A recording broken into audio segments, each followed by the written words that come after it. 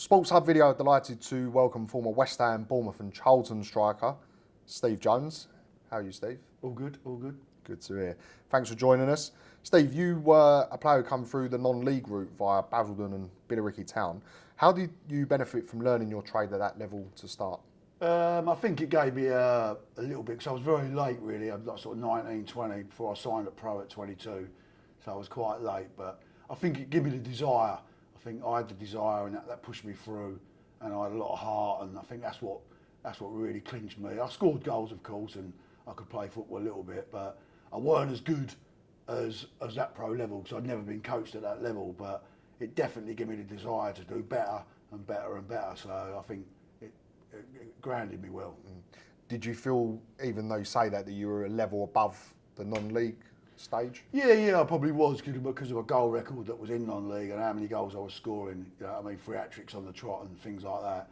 That I was definitely above that Premier Ryman League level, and it was fortunate that West Ham took a gamble on me. Really, I'd gone to Sheffield United on trial and it didn't really work out, so I come back early. And Southend were talking about signing me. Bournemouth were interested when Redknapp was there, but I think I played a pre-season game against West Ham and scored 4 out of 5. And I think from that moment on, I was always going to sign for West Ham. Goals pay the bills. They do. Shame they don't pay as much as they do now. Yeah, exactly. Yeah.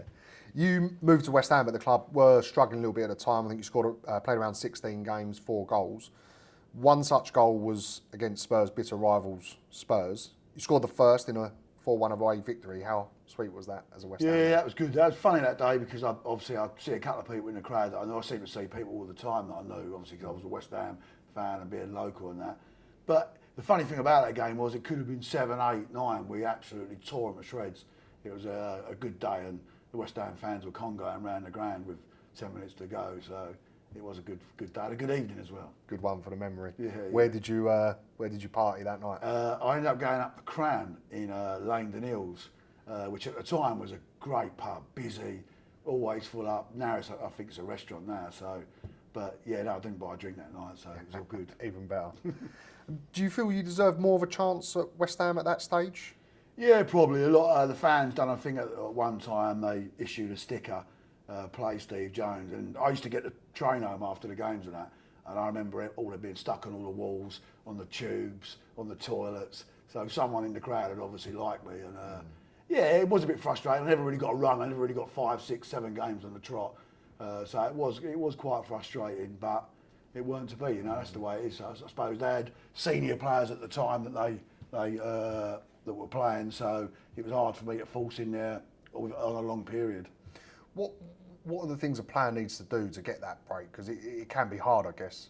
Yeah, you've got to work hard, and you've got to. I mean, it's not so much now. I don't think the players play so much now in reserve team football, but you had to. Reserve team football was important back then, and whoever didn't play on the Saturday, no matter who you was, played on the reserve game in the week. You know, so whether you was Julian Dix, Alvin Martin, who played for England, blah blah blah, you played a reserve game, and if you done well in the reserves, obviously Alvin would come straight back in, but you had to keep performing in training and in the reserves. We obviously don't have that reserve kind of standard anymore or option. Do you think that's something that's missed in the game? Yeah, I do, because at the time I remember playing on one team sheet. Funny enough, my first trial game for West Ham, and there was Tony Gale, Alvin Martin, the list, there was like 7 or 8 players that had played Premiership or Division 1 Championship football for a long time, you know, so to get to play with them players was an experience. But now it's a little bit more under 23s, and I think you very rarely get a full-time pro because of the money on it as well. They don't want them injured. So if they play them in under 23 games and they're injured, they might have a £40 million player on the physio couch for 6 months. You know, so it's a lot different now. But I do think it's missed, definitely. We obviously mentioned the value of players now, but you also talk about getting the train home from a game, which obviously you're not really going to see by and large in this day and age.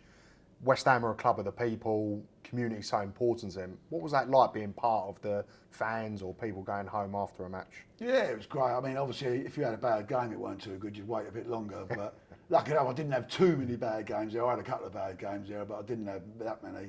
But no, I used to speak to fans all the time, and you know what I mean. It was all right, really. I think it was different then. It changed a little bit after that. You know what I mean? And once the money come into the game, it became a totally different thing, because even if you couldn't drive, which I couldn't, you'd be getting a chauffeur in. So, you know what I mean? It changed a lot. You obviously made the jump to Premier League, which is a great achievement. What were the notable differences in standard? A couple of games that I played in that I remember to this day, that people, when you're watching it from a stand, it doesn't seem very fast, but when you're actually in the game, it is 100 mile an hour. And even some games that I played in the Prem, with Charlton as well, it was hard to even get near the ball. You know what I mean? The game was so fast and everyone was so technically good that it was tough, really tough, but you had to work hard.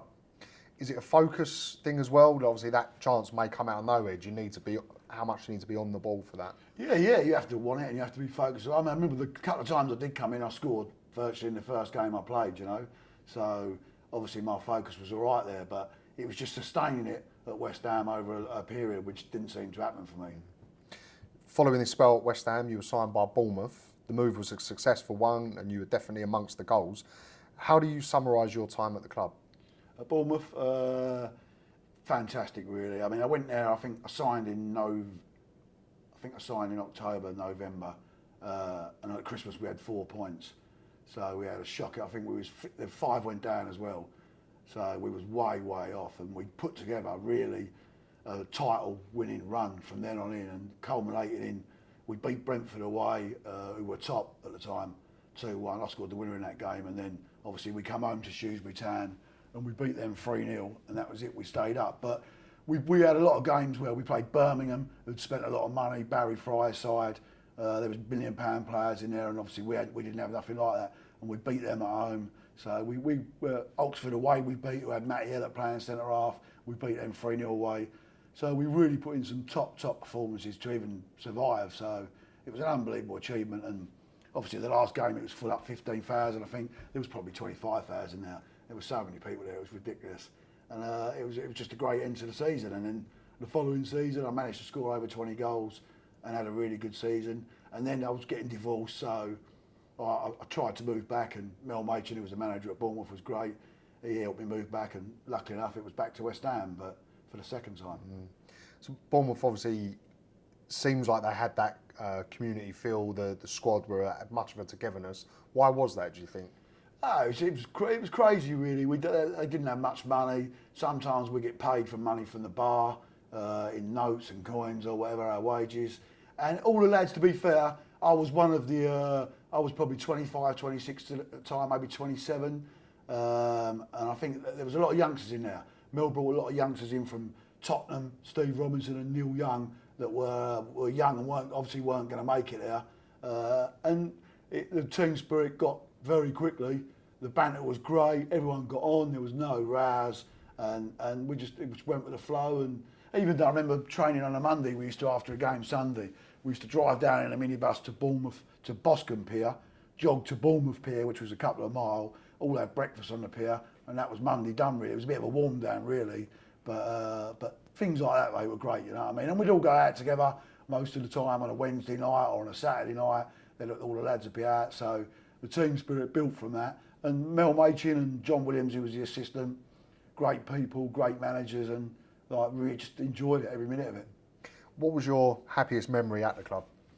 Probably keeping up really that season, but the following season I had a really good season, scored a few 30-yard volleys and a few great goals, and obviously scoring 20 goals that season. But I loved it. The crowd were great. I mean, going back time, I remember a 442 magazine voted me their greatest ever player, which is going back, this must be in the year 2000, because if you put it down now, I probably wouldn't be in the top 10 because of what they've achieved, you know. But things like that were nice, and it was great down there. I loved it. Bit of recency bias, though. You can't forget the players of yesteryear that have delivered for a club. No, exactly. Yeah. I think they've had 2 great escapes. Their second one was extraordinary as well. But I think the first one gets left behind a little bit because of the second one. They was about to get relegated, the points deduction, and I think it takes a little bit of a shine off the first great escape. But that was probably better, the first one, because the finances were even worse. You know, we was dragging players from non-league and from reserve teams, and to get them together to perform at title-winning performances was a big achievement. The squad included players like, or people like Eddie Howe and Steve Cotterill. What leadership skills, if any, did you see in those guys at the time? Steve Cotterill, to be fair, was injured all the time I was there. He had a bad injury, that's why they signed me. I think he'd done his knee really badly. But they had people like Mark Morris there. But I think Mel Machin and John Williams were the main two, and they pushed us along and helped us. I mean, it was crazy. We was going away games. We was happening to find a park with a bit of grass on it to have the coach train. There weren't training grounds. We didn't have a training ground ourselves. We was all over the place. So it was a bit bizarre, really. But what come from that, I suppose, was an unbelievable achievement, and obviously I'll never forget it. And every time I'm on my social media, I've got a lot of Bournemouth fans, and I still speak to them, and it's all good stuff. How important is it from an individual perspective that you had that time at West Ham where obviously it didn't quite go as you wanted? You didn't go to Bournemouth. Maybe not question yourself, but you think, well, I need this move to work. How did you deal with that, and how happy with you how it went the way you wanted? Yeah, it was tough really to start with. I found it hard. I think the first, I didn't score an own goal for 10 games. So, I think I managed to score 9 in 30 that season. But it was hard for me at the time because it weren't hard so much for I'd left West Ham and going to Bournemouth was a drop down, because it weren't, because I played at Billericay. But it was hard for the fact that I'd never been, obviously I was an £150,000 player now. And I found that at the time, for a couple of months, a little bit hard to deal with and a little bit funny, even though we talk about it now. That's their wages. So it's a drop in the ocean, really. But at the time, it was a few quid. I think Bournemouth paid it off over a certain amount of time. And it was a big responsibility, because obviously they were in trouble as well. And I suppose, the man that was meant to deliver most, because they'd paid money for me more than they had anyone else. But luckily enough, it all turned around. Once I scored at home, it just seemed to flow, and everything was good. Bournemouth fans will definitely enjoy a trip down memory lane, and for the fans that maybe know Bournemouth for more recent times, we'll take them to a very exciting match, 13th of January 1996. The smile on your face lets me know you know where we're going with this. Away to Peterborough, a true end-to-end epic, which saw Peterborough get pinned back very late to a 4-4 equaliser from a certain Steve Jones. But the story didn't end there. As you received the ball, I've got to give it a build-up, flicked it up with a beautiful on-the-turn volley from the edge of the box, buried it, top bins for the winner. Couldn't resist giving the details, but talk us through it. The funniest thing about that story is that Barry Fry was the manager of Peterborough, and he tried to sign me a few times. I remember coming back a couple of summers, and this is how long ago it was. There was no mobile phones, but I had a couple of answering machine messages from him saying, "Come on, Jones, he let me know, call me back, blah, blah, blah."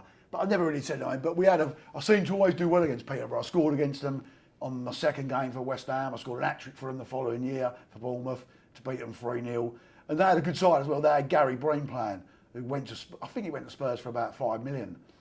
And during the game, funny enough, he was giving it a little bit to me, and Steve Robinson, who was our centre midfielder, was seeing it going on. And I wasn't having a great game, to be honest with you.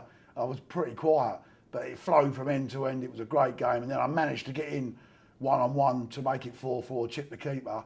And where obviously the Barry Fry thing, I'd sprinted probably 150 yards to the bench to give the guns to Barry Fry, as you did because of the story that had happened between us. And then by the time I'd received the ball for the second goal, I was worn out. And all I could think of doing was just flicking it and hitting it. And fortunate enough, I flicked it and it flew in. But I suppose if you scored that in the Premiership like Thierry Henry did, it would be one of the goals, of all time. But it was scored in a second division game away to Peterborough on a Tuesday night. And I think we only had probably 150 fans there. Yeah. But it gets reminded quite a bit about it. And obviously it's on YouTube, so a lot of people have seen it. So it was a good game. Can you do it on a cold, rainy night on Tuesday in Peterborough? You did. But you're absolutely right to say about Thierry Henry. It's pretty much a like-for-like goal. So. Yeah, mine's probably a bit better because it's out wider, and I don't mean to say that in thingy, but mine's further out towards the touchline. His was middle of the goal, really, but yeah, that was a great goal. The keeper got his fingers to it, but obviously couldn't. I think he pushed it into the top bin. So it nestled. We'll leave it there. It was a great goal. And the ironic thing was Steve Robinson, who did it, going on with Gary Breen, turned around to Gary Breen and went, "No, there's £1 million player," joking to him, and obviously that was the end of that little story. So But that was a fabulous day, fabulous game. Well, many Bournemouth fans will know exactly what we've been talking about. If they don't, they're more of the Jermaine Defoe era. Get on YouTube and have a look. They say never go back, but Harry Redknapp come calling. It must have been impossible to say no for another opportunity at West Ham.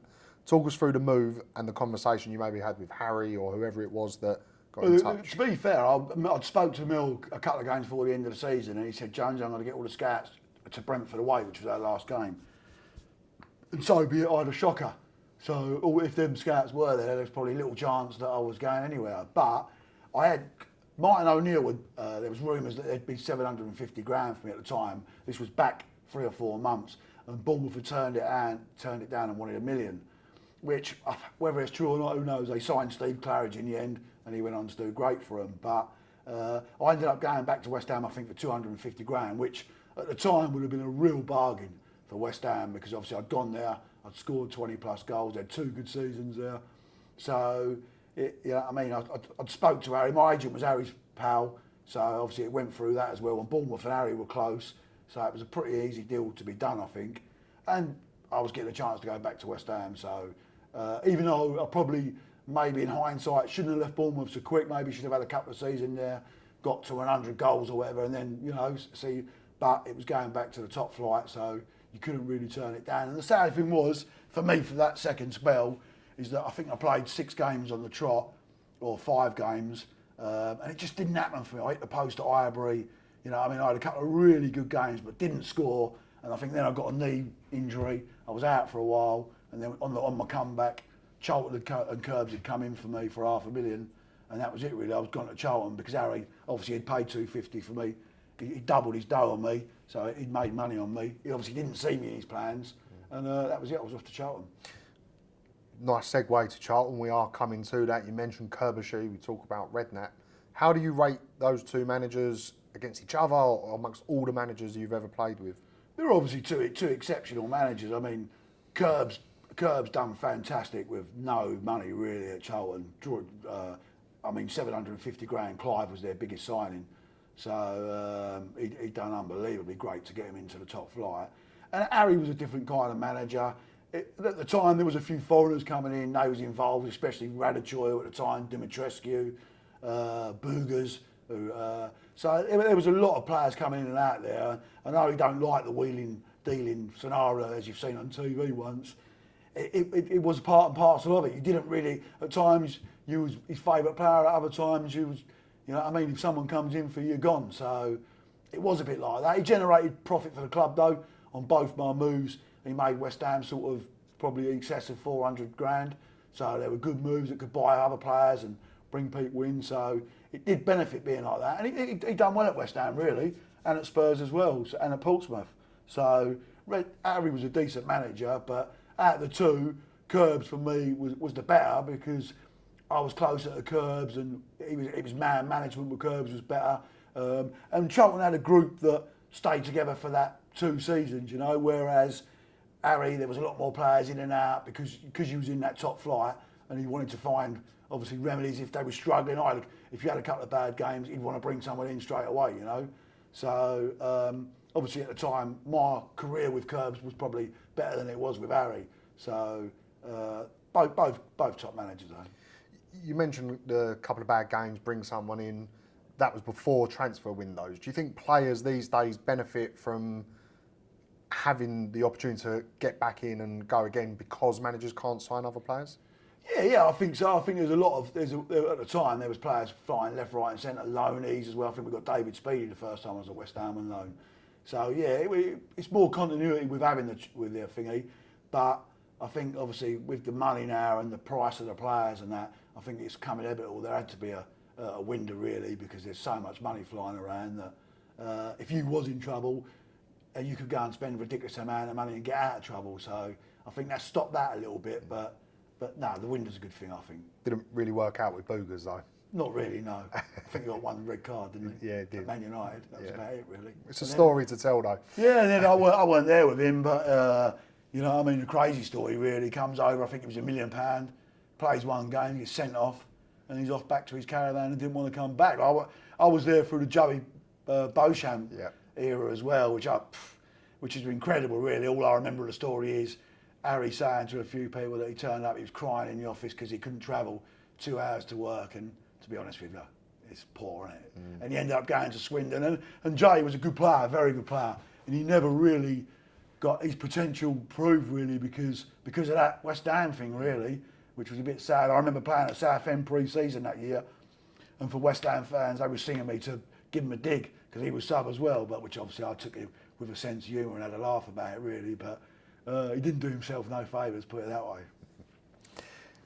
As you mentioned, you moved to Charlton. You played in the famous 1998 playoff final versus Sunderland. I don't know how many people will know this, but in the 7-6 penalty victory, you were actually the designated 8th penalty taker. Are you glad you didn't take one? I'm definitely glad now. But mate, I would have liked to have took one. I didn't. Curbs asked me to start with where I wanted to take, be in the top 5. I said nah. Then he came up to me and went, "You're going to have to be 8 because the 2 centre halves are after you and the keeper," which was pretty bang on, really. And I didn't expect it to get that far, obviously, but the closer it's getting to you. My brother was there as a guest, and funny enough, I was pals with Ray Winston at the time through West Ham, and he come along as well to the game.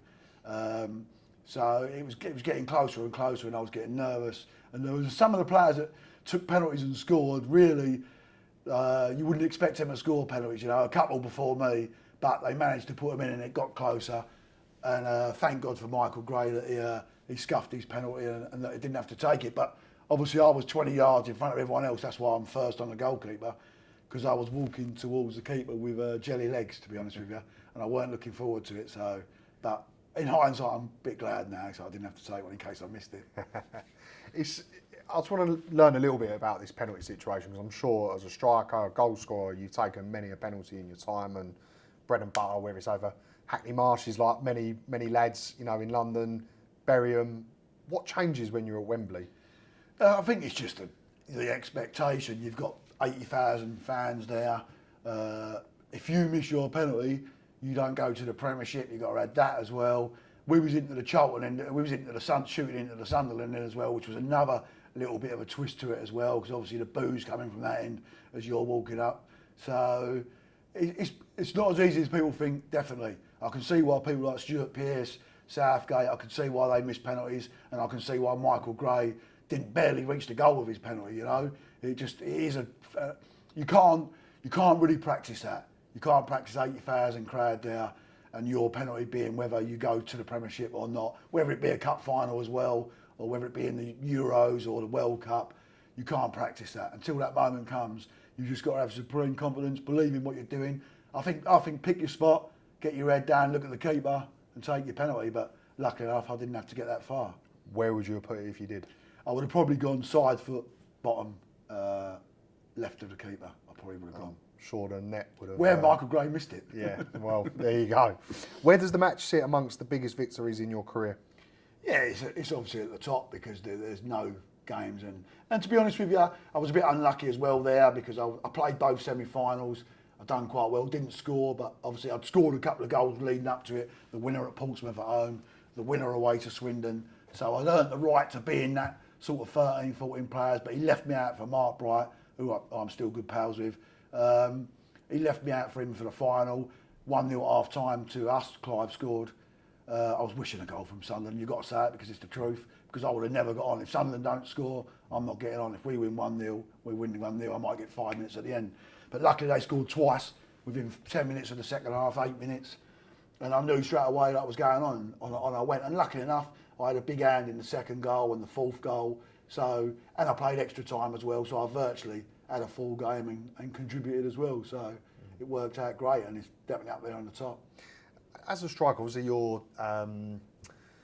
it's important for you to score goals. That's what your reputation is. It's what is needed of you. But as you mentioned, you played big hand in other goals. Has there ever been a time in a match or in a conversation with a manager where you feel like you've been dug out a bit for maybe not scoring? You think, I've actually had a good game here. I've actually been involved. Yeah, a few times. More with Mel Machin than anyone else, because he was pretty harsh on you at times, But in a good way, he inspired you to play better, and he wouldn't slaughter you. He would just say how it is and very quietly, a bit like Curbs really. Curbs weren't a shouter and a screamer.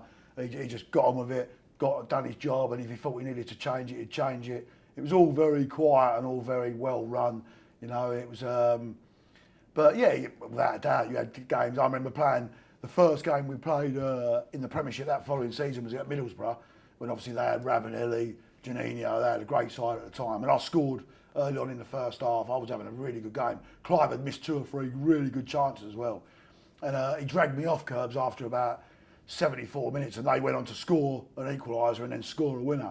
But I remember coming off fuming, kicking the water bottles, kicking the balls at the side, because I'd actually had a really good game and scored, yet he'd kept Clive on and dragged me off. But I suppose that's a striker for you, really. Having played in the 90s, the pitches, the challenges, the fitness levels, they're so different to where we are now. What has improved in the game, and what are we missing from yesteryear? I don't know, really. I mean, they say they're super fit now, and I can't, they must be, because they... But I think a lot of the fitness is done with sharp stuff and in ice tanks, ice baths and stuff like that to make you fitter.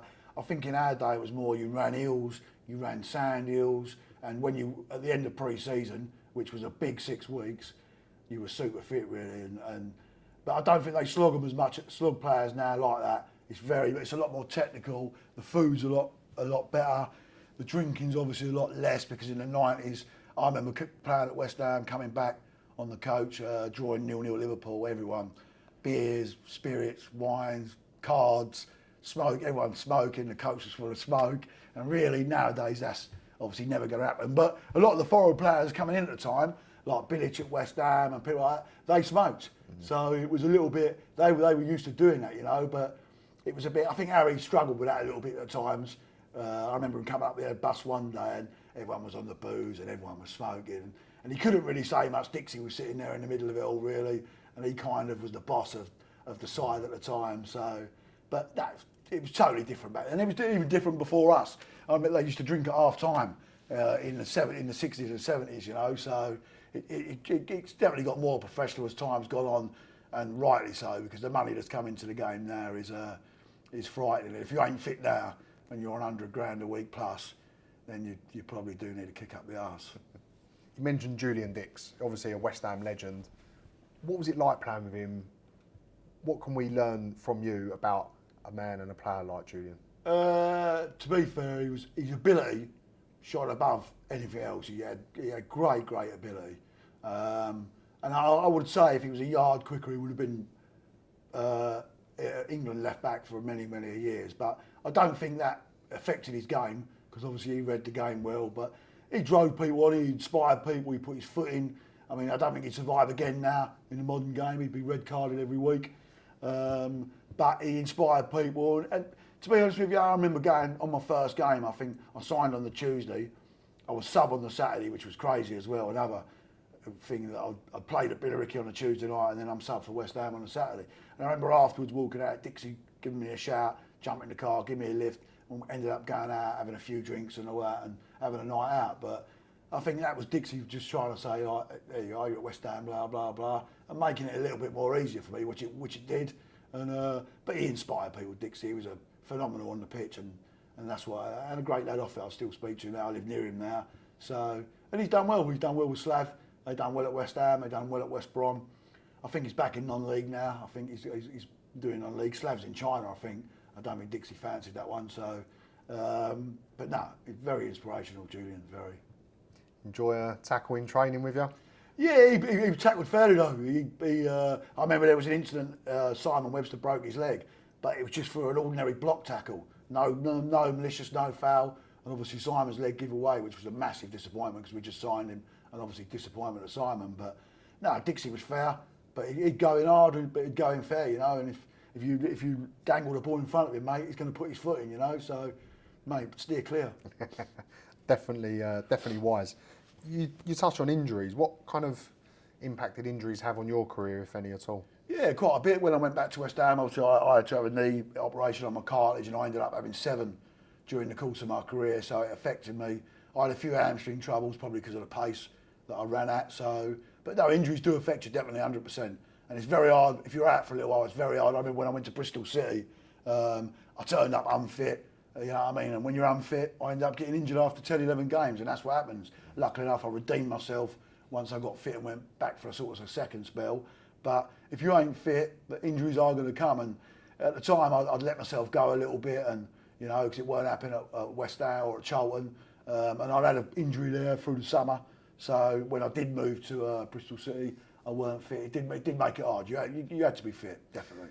Was it hard to say to managers or coaches, I'm not fit, or did you just get in and try and... Yeah, it was really. I mean, I played many a time with little niggles and stuff like that, and which you did, you did because you didn't really want to say you was injured when you've only got a little tweak or whatever. But the problem with that is if you've got that and you play and you end up tearing something, you're out for 6 to 8 weeks, So it was a fine line. It was difficult, but you wanted to play more than you would want to be injured, We've mentioned your goals versus Peterborough and Spurs, respectively. When you sat on a beach somewhere and your memory wanders back to your career, what's the goal that you always think about? I remember all my goals, really, every one of them. I think I only scored probably 60 odd pro goals, but I remember most of them. But I suppose the biggest, I scored at Liverpool away for Charlton in a 3-3 game at the last minute. That was a memorable goal, but mainly playing really, and playing in eras and the playoff final as well. And I played a game at Aston Villa the year we got relegated from the Premiership in Charlton, and I had an absolute storm. We beat them 4-3 away, and Southgate marked me, and I ran him ragged, bullied him, set up 2 of the 4 goals, and I got man of the match in the Aston Villa lounges, which, to be fair, was quite strange. I got in both lounges as well, so I must have had a good game that day. I think it's because I tormented Southgate so much, and so things like that I remember well, and just every good game you remember. And he actually was a very good centre-half as well. Yeah, he was a good centre-half, and once again, we was very unlucky to be relegated, really. I think Sasha, our goalkeeper at the time, he had an outstanding year in the Championship, but when we went up, we leaked a few goals at times, and it was hard. It was hard to, and we didn't score as many. Clive got injured as well, which didn't help. So it was a tough season. We very nearly stayed up on the last game, but unfortunately we didn't. But luckily enough, the following year they come straight back up. So, what's your transition into retirement been like? How have you handled that? It's been okay. When I finished playing, I opened a shop up in Shaftesbury Avenue. I had that shop for about 7-8 years. Done great, done really well. Met a lot of famous people, chased a lot of famous people. I remember being at a do once, and U2 were there.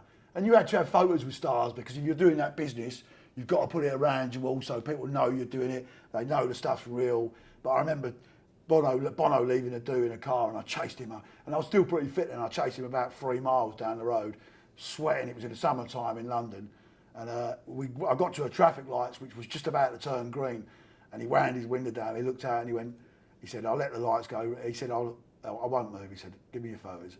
He said, "I'll sign all your photos for you." He said, "That's a great effort chasing me that far." The lights turned green, and he stayed there for another 5 minutes, chatted to me on the last photo. He said, "I'll do you a little drawing." He'd done sunglasses with a face, handed to me and went, "Good luck, fella," and then drove away. But little things like that, I let Dave Gilmore, people like that I managed to get into a couple of do's, and he's such a tough person to get near, to get a signature of Pink Floyd, and I managed to get 14 in 2 nights, which would probably still be a world record, So I enjoyed that time. I enjoyed having the shop. It was a really good period of my life, and I enjoyed it immensely. But it was a shame because the tragedy of the bombs going off in London really put pay to my shop, because people stopped outside shopping. People weren't using the tubes, they weren't using the buses, and business went downhill very, very fast over a 3-month period, culminating in obviously shutting the shop. So, but I loved that little period. And then I went on to coaching and started a football club. Enjoyed that immensely, and obviously Liam, my daughter Lavinia, was the first to play, and she got to a good standard. And then Liam I took his team.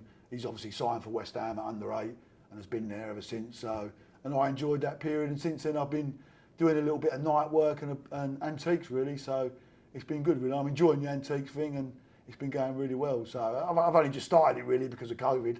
Put 18 months put pay to it really, but luckily enough now we've been open for 5-6 weeks. So hopefully it can start building it and getting going. So the move into retirement and a different career was one that you took in good stride and has... Yeah. I mean, in my era, really, I got divorced and I didn't really earn the money I maybe should have come out with it a bit more, but I put it all into my shop originally. But the money weren't there really. I didn't earn that much money to to not being out of work when I finished playing. And I think the majority of players back then would be exactly the same. You know, there was very few players that could retire when they'd finished playing. But you've got to work. If you don't work, you don't survive. So you have to go out there and graft. And I've always been a bit of a worker. So yeah, it was fine for me really. How was your relationships with the clubs that you've played for in the past? Yeah, great. I mean, I went to Bournemouth obviously 2 years ago now since the pandemic. I still work for West Ham as an ambassador, enjoy that, but that's been paid to for 18 months because no hospitality. So and I had a couple of do's in Bournemouth, evenings with Luther Blissett, which would have been great evenings, obviously reminiscing about the Great Escape and that, but they never happened. So hopefully now we're getting back into a bit of normality that we can start doing them things again sooner rather than later. Well, that's positive words, and hopefully we're in Yeah. that direction. I just want, on behalf of Sports Hub Villa, just thank you for your time. Thoroughly enjoyed learning about the goals, the trials, the tribulations, the great escapes, and Premier League football. Cool. Thank you for your time. Cheers. Thanks a lot. Good. Cheers, Steve. Yeah, Yeah, fuck 'em, mate. Yeah.